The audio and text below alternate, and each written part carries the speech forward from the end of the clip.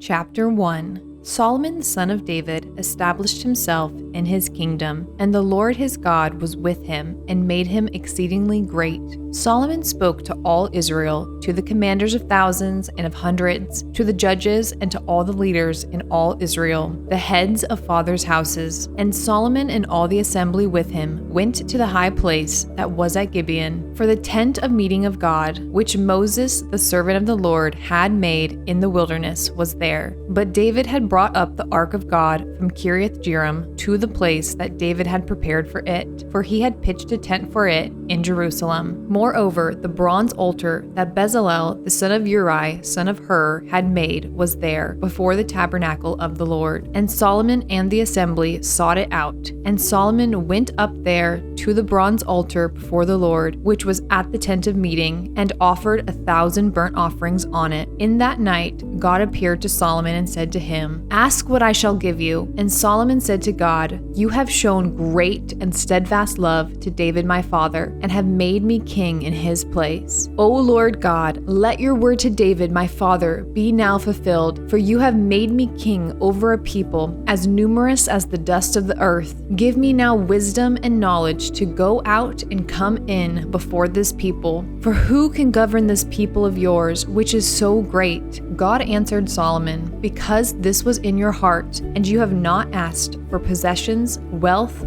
honor, or the life of those who hate you, and have not even asked for long life, but have asked for wisdom and knowledge for yourself, that you may govern my people over whom I have made you king. Wisdom and knowledge are granted to you. I will also give you riches, possessions, and honor, such as none of the kings had who were before you, and none after you shall have the like." So Solomon came from the high place at Gibeon, from before the tent of meeting to Jerusalem, and he reigned over Israel. Solomon gathered together chariots and horsemen. He had 1,400 chariots and 12,000 horsemen, whom he stationed in the chariot cities, and with the king in Jerusalem. And the king made silver and gold as common in Jerusalem as stone. And he made cedar as plentiful as the sycamore of Shephelah. And Solomon's import of horses was from Egypt and Cuwe, and the king's traders would buy them from Cuwe for a price. They imported a chariot from Egypt for 600 shekels of silver, and a horse for 150. Likewise through them these were exported to all the kings of the Hittites and the kings of Syria.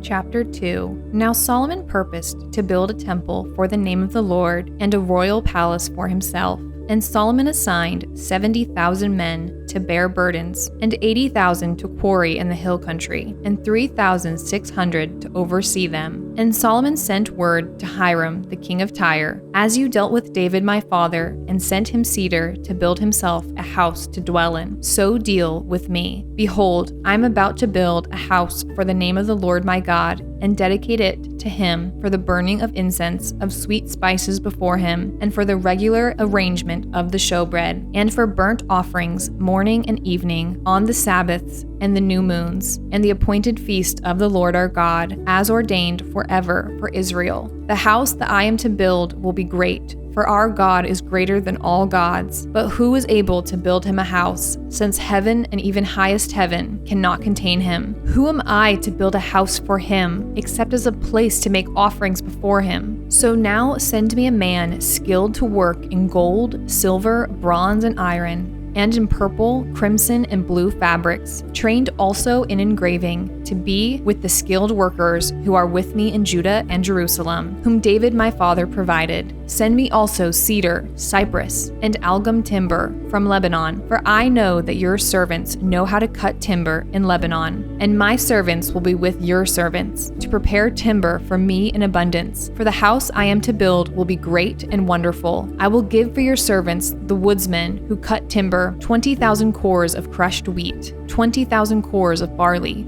20,000 baths of wine, and 20,000 baths of oil. Then Hiram the king of Tyre answered in a letter that he sent to Solomon, "Because the Lord loves his people, he has made you king over them." Hiram also said, "Blessed be the Lord God of Israel, who made heaven and earth, who has given King David a wise son, who has discretion and understanding, who will build a temple for the Lord and a royal palace for himself. Now I have sent a skilled man who has understanding, Huram-Abi, the son of a woman of the daughters of Dan, and his father was a man of Tyre. He is trained to work in gold, silver, bronze, iron, stone, and wood, and in purple, blue, and crimson fabrics, and fine linen, to do all sorts of engraving, and execute any design that may be assigned to him, with your craftsmen, the craftsmen of my lord, David your father. Now therefore, the wheat and barley, oil and wine, of which my lord has spoken, let him send to his servants, and we will cut whatever timber you need from Lebanon, and bring it to you in rafts by sea to Joppa, so that you may take it up to Jerusalem. Then Solomon counted all the resident aliens who were in the land of Israel, after the census of them that David his father had taken, and there were found 153,600. 70,000 of them he assigned to bear burdens, 80,000 to quarry in the hill country, and 3,600 as overseers to make the people work.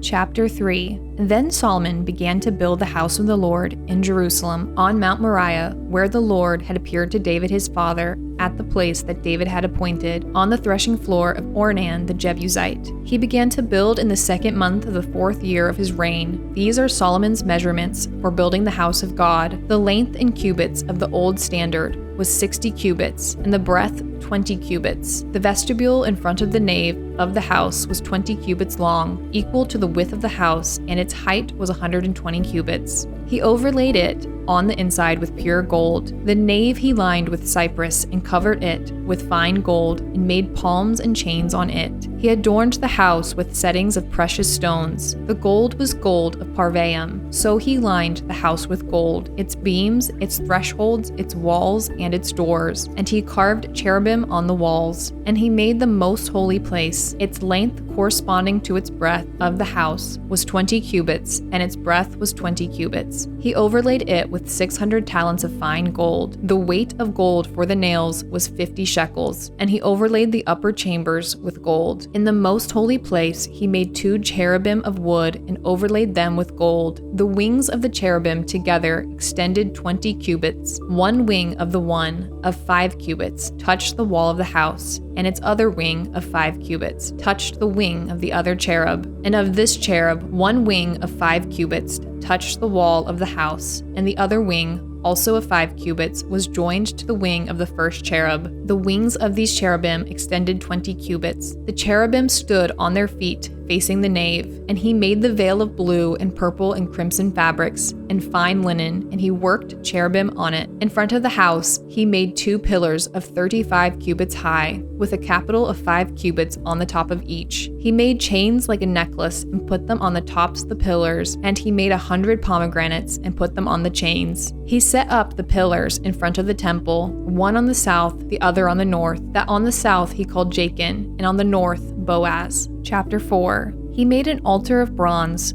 20 cubits long and 20 cubits wide and 10 cubits high. Then he made the sea of cast metal. It was round, 10 cubits from brim to brim, and 5 cubits high, and a line of 30 cubits measured its circumference. Under it were figures of gourds for 10 cubits, compassing the sea all around. The gourds were in 2 rows, cast with it when it was cast. It stood on 12 oxen, 3 facing north, 3 facing west, 3 facing south, and 3 facing east. The sea was set on them, and all their rear parts were inward. Its thickness was a handbreadth, and its brim was made like the brim of a cup, like the flower of a lily. It held 3,000 baths. He also made 10 basins in which to wash, and he set 5 on the south side and 5 on the north side. In these they were to rinse off what was used for the burnt offering, and the sea was for the priests to wash in. And he made 10 golden lampstands as prescribed, and set them in the temple, 5 on the south side and 5 on the north.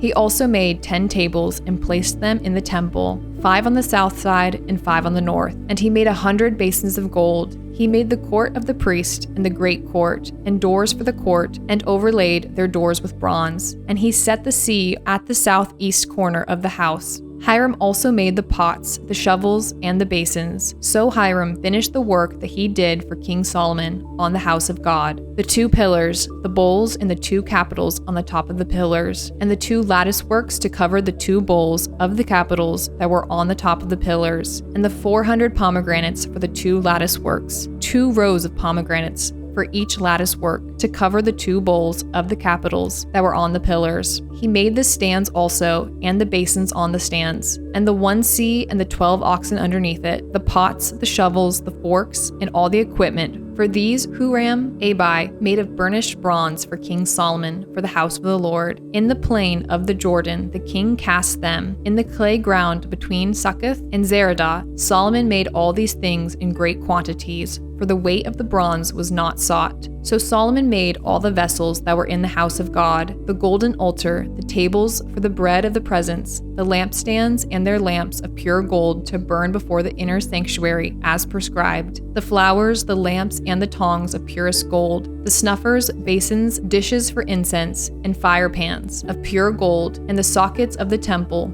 for the inner doors of the most holy place, and for the doors of the nave of the temple were of gold. Chapter 5. Thus all the work that Solomon did for the house of the Lord was finished. And Solomon brought in the things that David his father had dedicated, and stored the silver, the gold, and all the vessels in the treasuries of the house of God. Then Solomon assembled the elders of Israel and all the heads of the tribes, the leaders of the fathers' houses of the people of Israel in Jerusalem, to bring up the ark of the covenant of the Lord out of the city of David, which is Zion. And all the men of Israel assembled before the king at the feast that is in the 7th month. And all the elders of Israel came, and the Levites took up the ark. And they brought up the ark, the tent of meeting, and all the holy vessels that were in the tent. The Levitical priest brought them up. And King Solomon and all the congregation of Israel who had assembled before him were before the ark, sacrificing so many sheep and oxen that they could not be counted or numbered. Then the priest brought the ark of the covenant of the Lord to its place in the inner sanctuary of the house, in the most holy place, underneath the wings of the cherubim. The cherubim spread out their wings over the place of the ark, so that the cherubim made a covering above the ark and its poles. And the poles were so long that the ends of the poles were seen from the holy place before the inner sanctuary, but they could not be seen from outside, and they are there to this day. There was nothing in the ark except the 2 tablets that Moses put there at Horeb, where the Lord made a covenant with the people of Israel when they came out of Egypt. And when the priest came out of the holy place, for all the priests who were present had consecrated themselves without regard to their divisions, and all the Levitical singers, Asaph, Heman, and Jeduthun, their sons and kinsmen, arrayed in fine linen, with cymbals, harps, and lyres, stood east of the altar with 120 priests who were trumpeters. And it was the duty of the trumpeters and singers to make themselves heard in unison in praise and thanksgiving to the Lord. And when the song was raised with trumpets and cymbals and other musical instruments in praise to the Lord, for he is good, for his steadfast love endures forever, the house of the Lord was filled with a cloud, so that the priest could not stand to minister because of the cloud, for the glory of the Lord filled the house of God.